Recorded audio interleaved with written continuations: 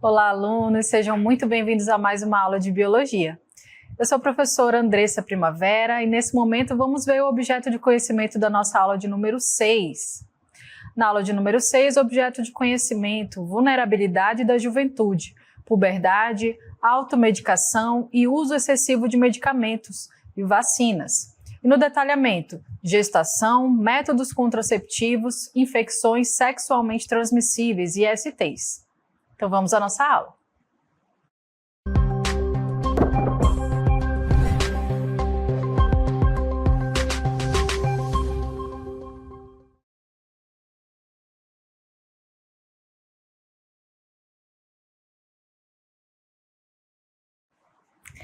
Você já parou para pensar que um dia cada um de nós já foi apenas uma célula? Pois é, sobre isso que nós vamos falar. Como você observa, né, nessa imagem, nós temos aí o desenvolvimento embrionário. A gente começa como uma pequena célula na primeira semana, né, e assim a gente vai desenvolvendo. Essas células vão se multiplicando, gerando ali o embrião. Esse embrião vai então, em seguida, tomando a forma, né, de um bebezinho. Logo a gente já consegue observar que esse bebê, né, tem o formato realmente ali do corpo humano. E após alguns meses, né, esse bebê está pronto para vir ao mundo, ou seja, a partir do 9º mês é que a gente consegue identificar aí, né, consegue perceber que esse bebê ele já está pronto para nascer. Então esse é a forma natural, né, de gerar uma criança. Dentro do corpo de uma mulher, dentro dos seus órgãos reprodutivos é onde tudo vai acontecer. Então nós vamos estudar nessa aula um pouquinho sobre como funciona cada etapa, quais são aí essas etapas até gerar realmente o embrião e depois a gestação, né, com esse bebê se desenvolvendo. Mas o método natural nem sempre é possível, né? Algumas mulheres, infelizmente, ou até alguns casais têm problemas na fertilidade e para isso eles vão recorrer à fertilização in vitro. E como é que ela funciona? Você está vendo esse esquema? Olha, que primeiro é necessário estimular, né, esse organismo da mulher a produzir óvulos ou ovócitos que estejam saudáveis. Depois eles serão coletados, levados para um ambiente de laboratório, onde ali será controlado, né, toda uma temperatura, condições para que haja ali a fecundação. E depois, né, que essa célula foi fecundada, esse embrião foi gerado, ele vai ser ali depositado dentro do útero dessa mulher para acontecer, né, a gestação, para que ela se desenvolva. Esse é um método, né, que é artificial, mas que tem ajudado aí alguns casais, né, que querem ter filhos e que precisam fazer um tratamento para que isso possa acontecer. E falando, né, na fertilização, a gente vai falar um pouquinho aí sobre a reprodução humana, como é que funciona, aonde são os órgãos, né, responsáveis por fazer tudo isso acontecer. Então você observa aí, olha, que a reprodução humana, ela é um processo pelo qual os novos indivíduos humanos serão gerados, né? Ela envolve a combinação de material genético para criar um novo organismo. Então, a reprodução ela é uma das etapas da vida, né, do ser humano, é onde ele vai reproduzir, onde ele vai perpetuar a sua espécie, né? Ou seja, ele vai gerar filhos. E esses filhos, eles vão ter material genético tanto do pai, né, quanto da mãe, porque esse material genético foi ali combinado, né? Você sabe que a célula reprodutiva masculina é o espermatozoide e a célula reprodutiva feminina é o ovócito, ou também chamado de óvulo.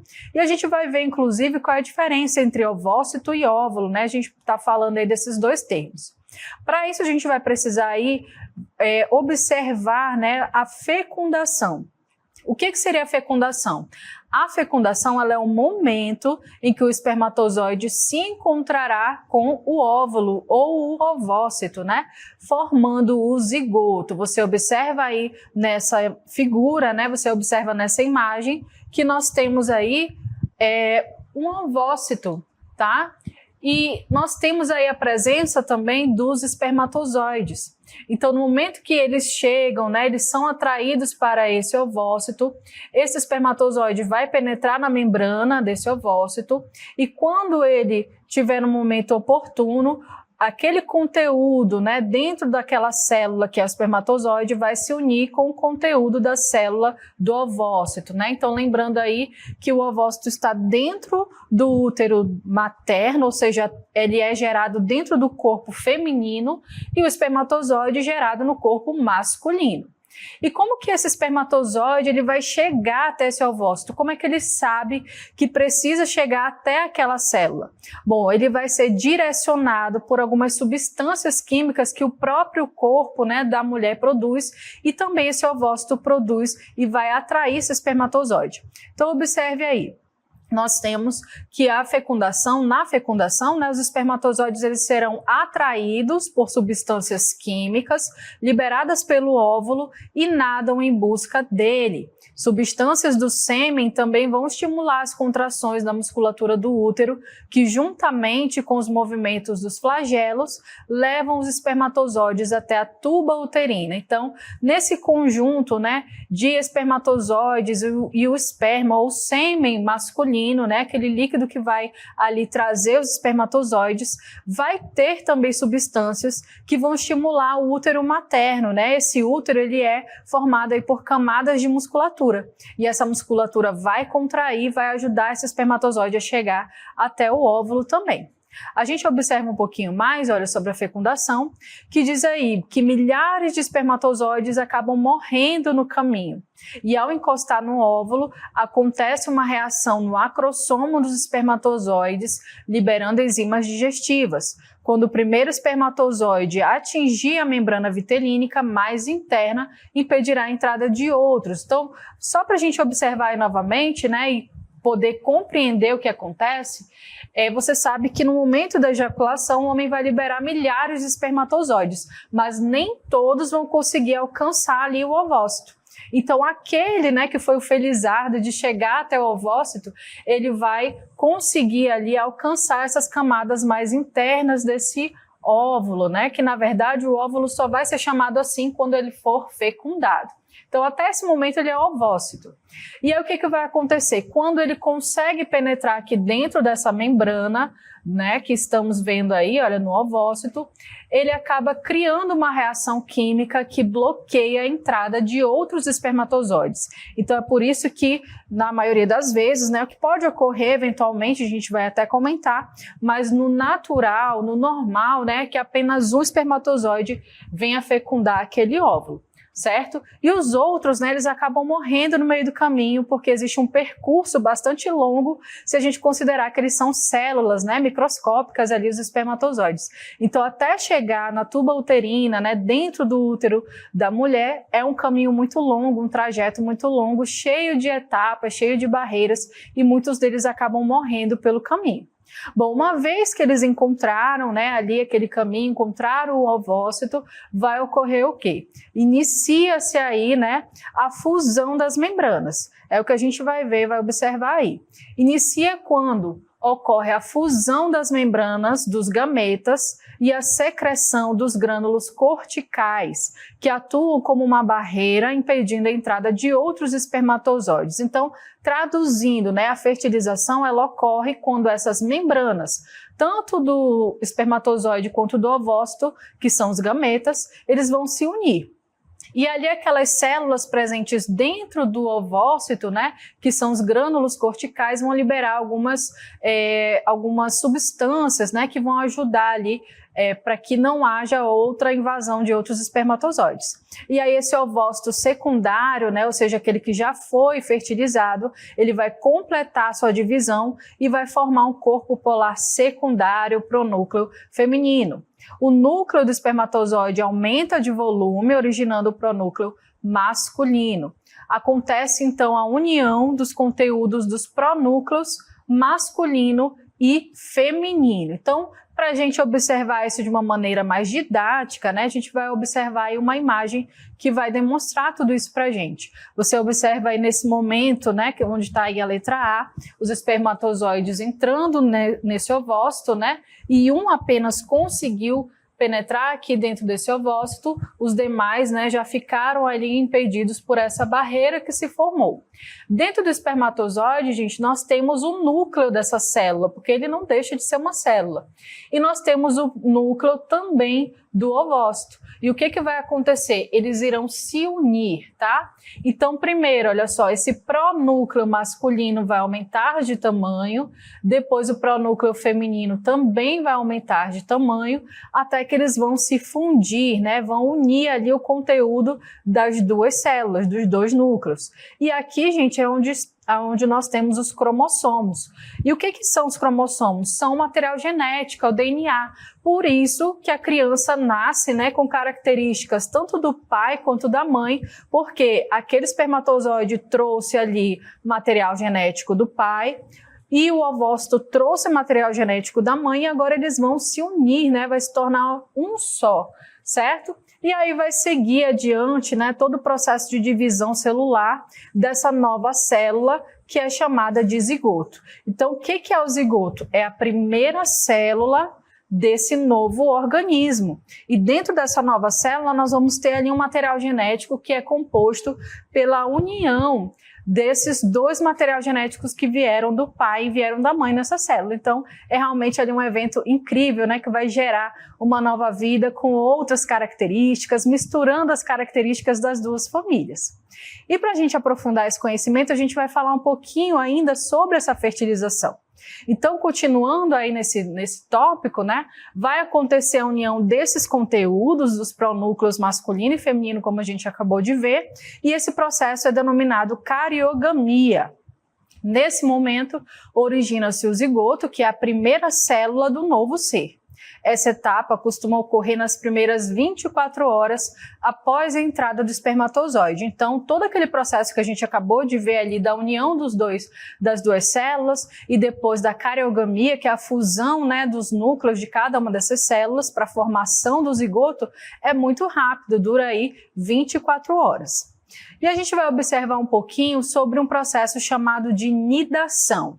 O que é a nidação? É a implantação daquele novo embrião, né, daquela nova célula que se formou ali, vai se instalar no útero materno. Então vamos observar aí, olha, que a nidação é o início da gravidez, né? Então, nidação e o início da gravidez. Se houver implantação ou anidação do blastocisto, que é a célula, né, que se formou ali horas depois daquela fecundação, na parede do endométrio uterino iniciará a gravidez. Caso contrário, ele será eliminado junto com a menstruação. E a anidação ocorre por volta de 1 semana após a fecundação. Você está vendo aí, olha, que dentro do útero, né, nós temos já a implantação desse embrião, tá? Mas antes dele chegar até aí, ele percorreu um trajeto, né? A gente vai falar dele daqui a pouquinho. Só para você observar que lá dentro do útero nós temos uma camada dentro dele chamada endométrio, que é onde esse bebê vai se acomodar, né? E esse processo é chamado de nidação. Geralmente a mulher, quando ela engravida, né, após 6, 7 dias que ocorreu essa fecundação, ela tem um sinal ali, né? Ela observa uma espécie de sangramento ali fora do período menstrual, que pode indicar, né, que essa fecundação aconteceu, que ela realmente, né, está grávida, engravidou. Então, como eu falei, antes de acontecer esse processo da nidação, essas células passaram ali por um trajeto, né? Então, o que acontece? Você observa aí que nós temos aqui o útero feminino, né? Nós temos ali na ponta os ovários, ou um dos ovários, que é onde vai ser liberado o ovócito, ou o óvulo, né? Que vai encontrar o espermatozoide. Depois da fecundação, que é o encontro dessas duas células, vai ocorrer a formação do zigoto, que é a primeira célula daquele novo ser vivo. E aí a gente vai ter esse zigoto se dividindo em outras células. Ele vai se dividir em 2, depois ele vai se dividir em 4 células e ele vai chegar no estágio de 8 células.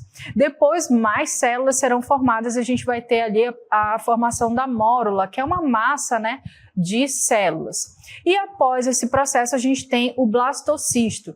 É esse blastocisto que está pronto para percorrer toda essa tuba uterina e se instalar dentro do útero materno. E ali sim é onde vai ocorrer o início, né, de uma gestação. É onde começa a fase embrionária, né, desse novo ser humano que está sendo formado.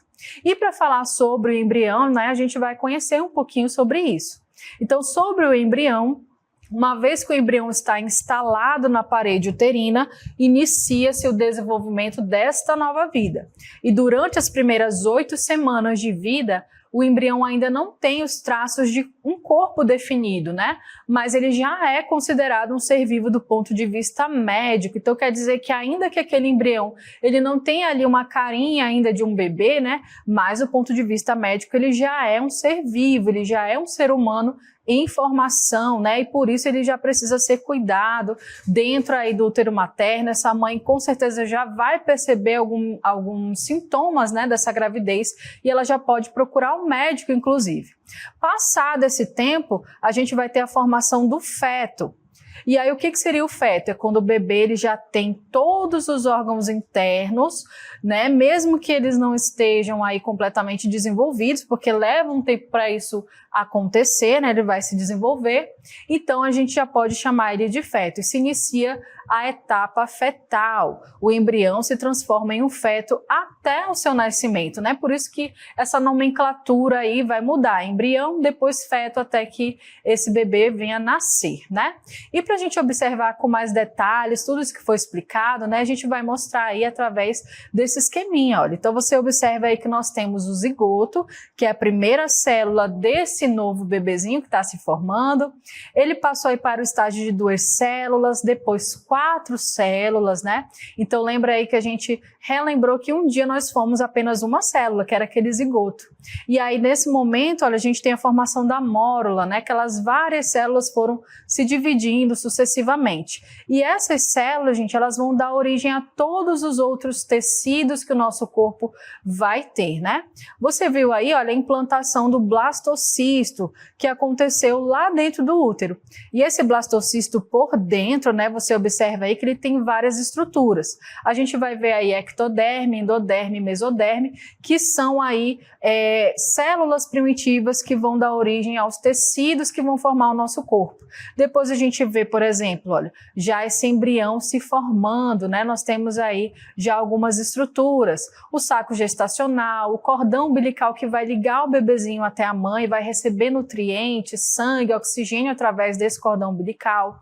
Ele vai ter já o coração, então nesse momento, quando a mãe faz a primeira ultrassom, ela já consegue ouvir os batimentos cardíacos, né? Um dos primeiros momentos ali mais emocionantes para essa mãe, porque ela consegue, né, se conectar com aquela criança, saber que ela está viva ali dentro do seu útero.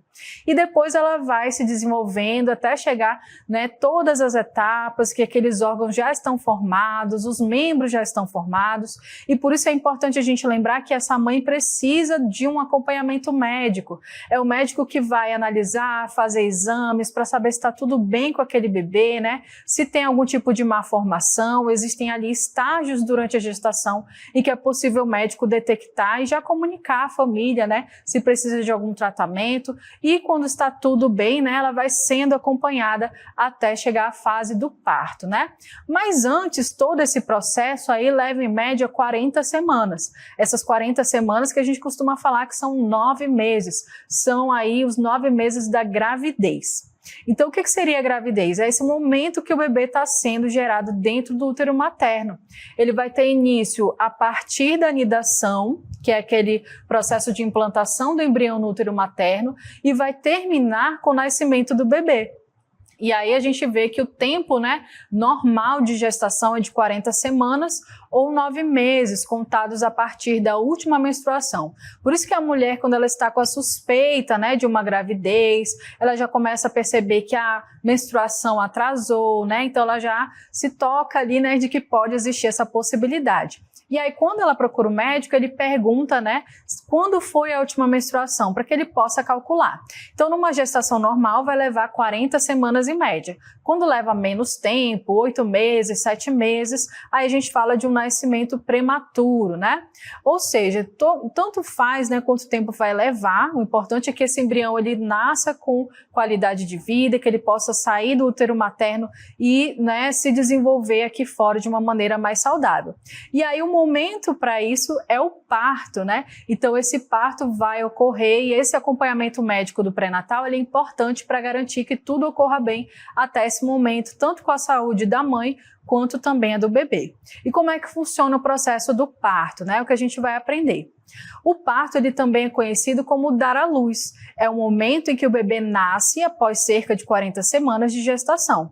Se acontecer antes do tempo, o parto será prematuro e isso pode representar riscos para a vida do bebê e da mãe, né? Então, porque aquele bebê pode não estar pronto para respirar fora do útero, né? O pulmão dele pode ainda não estar preparado para isso.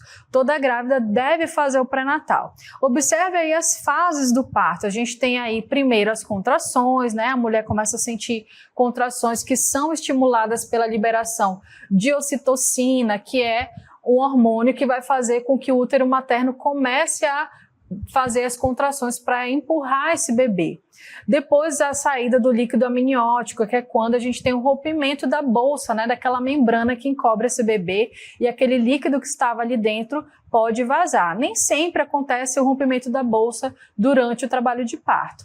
Depois a gente percebe aí a dilatação do colo uterino para que haja espaço para esse bebê passar, né? A vagina ela é um canal que é elástico, ou seja, porque ela é formada ali por uma musculatura que no momento do parto vai se dilatar e depois tudo vai voltar ao normal. E aí a gente tem o período expulsivo do feto e posteriormente a expulsão da placenta. Esse aí a gente está ilustrando, né, o parto normal, por via vaginal, ou parto natural, né, também chamado, mas a gente tem também aí a cesariana, né, que é por via cirúrgica, quando acontece ali algum problema que a mãe não consegue dar à luz ao bebê de forma natural, a gente pode recorrer aí à forma cirúrgica, né, que é chamada de cesariana. E você já se perguntou como é que se formam os gêmeos, né? A gente viu aí até agora a gestação de um único bebê. Mas e aí quando a gente tem 2 ou 3, né, que são os gêmeos, como é que eles se formaram? É isso que a gente vai ver aí no esquema. Como os gêmeos são formados? A gente pode ter aí gêmeos fraternos, tá? Que é quando a gente tem aí 2 espermatozoides que fecundaram 2 óvulos diferentes e que se desenvolvem, né, no útero ao mesmo tempo. E aí o DNA dessas crianças vai ser metade paterno e metade materno. Então, no normal, né, é comum que a mulher libere a cada ciclo apenas um óvulo. Mas pode acontecer, né, por razões aí até genéticas, muitas vezes, ela liberar 2 óvulos ao mesmo tempo. E aí você sabe que quantos óvulos tiverem, vai ter espermatozoides suficientes para fecundá-los. E a gente vai ter 2 bebês fraternos, certo? Eles vão ser um pouco diferentes, né? Serão irmãos, como se fossem de uma gestação diferente. Mas a gente tem também os gêmeos idênticos, que é quando a gente tem ali um único espermatozoide que fecunda um único óvulo e que se divide e forma 2 bebês. Então, o DNA é 100% materno e paterno, porque houve ali a união, né, dos 2 gametas. E aí aquela célula, aquele zigoto, em algum momento sofreu uma divisão em 2 massas de células e gerou 2 crianças. Mas como elas têm o mesmo material genético, elas serão idênticas, né? Então é aí que a gente fala dos gêmeos idênticos, certo?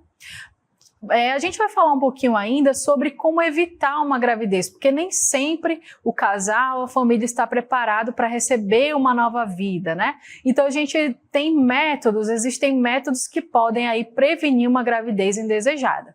É o que a gente vai observar. E existe aí uma diversidade de métodos contraceptivos. Os métodos contraceptivos ou anticoncepcionais, eles são métodos e técnicas que podem ajudar a evitar uma gravidez. E além disso, alguns deles previnem contra infecções sexualmente transmissíveis. A gente tem aí os hormonais, né, que são aqueles conhecidos, né, que vêm nas cartelinhas, né, e eles vão agir ali para que eles possam ter como se fossem hormônios liberados no organismo daquela mulher que toma aquele anticoncepcional, certo? Geralmente esses métodos atuam impedindo a liberação do ovócito. Existem outras opções além das pílulas, né? A gente tem aí os anticoncepcionais injetáveis, os adesivos, os implantes. Existe hoje em dia uma diversidade, né, de técnicas para evitar uma gravidez. Esse método, se utilizado corretamente, tem entre 95% e 99% de eficácia. No entanto, ele não previne contra ISTs, que são infecções sexualmente transmissíveis. A gente tem ainda o DIU, que é um dispositivo intrauterino. Ele é uma pequena estrutura, geralmente de cobre ou de plástico, introduzido no interior do útero por um médico ginecologista, então somente ali com a presença do médico, né? Esse dispositivo vai liberar hormônios, substâncias químicas que vão alterar a mobilidade dos espermatozoides ou vão provocar até mesmo uma mudança no endométrio e aí a gravidez não vai se desenvolver. A gente tem ainda métodos de barreira, né, que são os preservativos. Os preservativos ou camisinhas são estruturas de látex que atuam como uma barreira, impedindo que o sêmen e outros fluidos corporais entrem em contato com a vagina. Como os espermatozoides não são liberados no interior do sistema genital feminino, a fecundação não ocorre. Então, é muito importante a gente lembrar aí que o método de preservativo aí de barreira, a gente tem a camisinha, né, mais conhecida como camisinha, tanto masculina quanto feminina.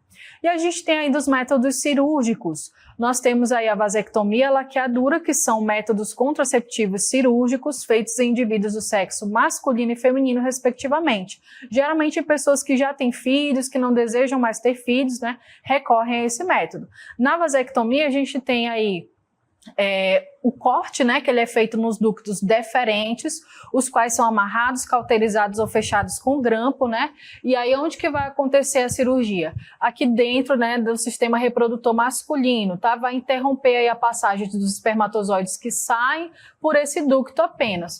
Todo o resto, né, não vai ser afetado. Muitos homens, inclusive, têm medo dessa cirurgia, mas ela não altera em nada na saúde masculina.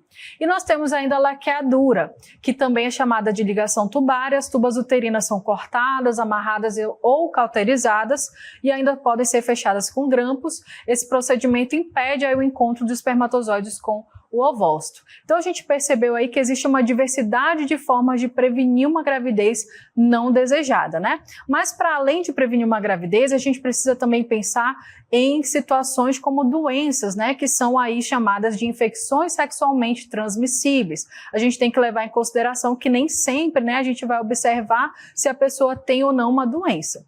Então a gente vai falar um pouquinho sobre as ISTs. As infecções sexualmente transmissíveis podem ser causadas por vírus, por bactérias, por protozoários e fungos, os quais são microscópicos, não sendo possível de serem visualizados a olho nu. E uma vez instalados no organismo, atacam as células hospedeiras, degenerando-as e causando doenças. Então, muitas vezes você observa ali o casal, não dá para saber, né, se aquela mulher, aquele homem tem uma doença ou não, porque os micro-organismos, né, não são visíveis a olho nu.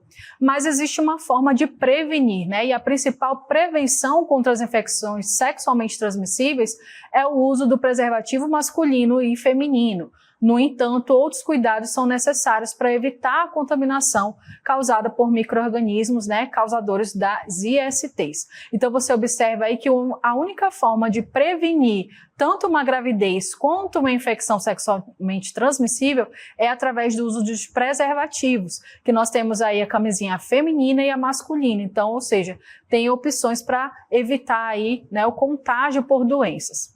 E a gente observa aí que existem duas doenças que são bastante comuns, né, que a gente precisa falar sobre elas, porque nós temos um alto índice dessas doenças aqui na região amazônica, né, o nosso estado, ele infelizmente tem altos índices de pessoas contaminadas por algumas doenças sexualmente transmissíveis ou as ISTs.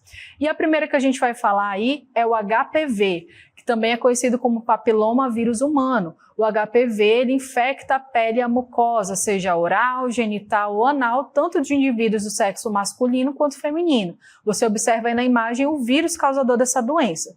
As lesões genitais podem ser de alto risco, porque são precursoras de tumores malignos, especialmente do câncer de colo de útero e também do pênis. Então, tanto homens quanto mulheres podem sofrer de câncer por conta desse vírus.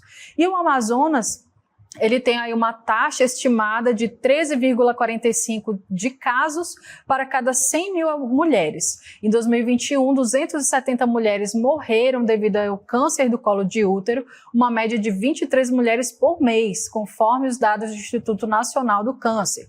E o sexo seguro e a vacinação são modos de reduzir o contato e a mortalidade causada pela doença.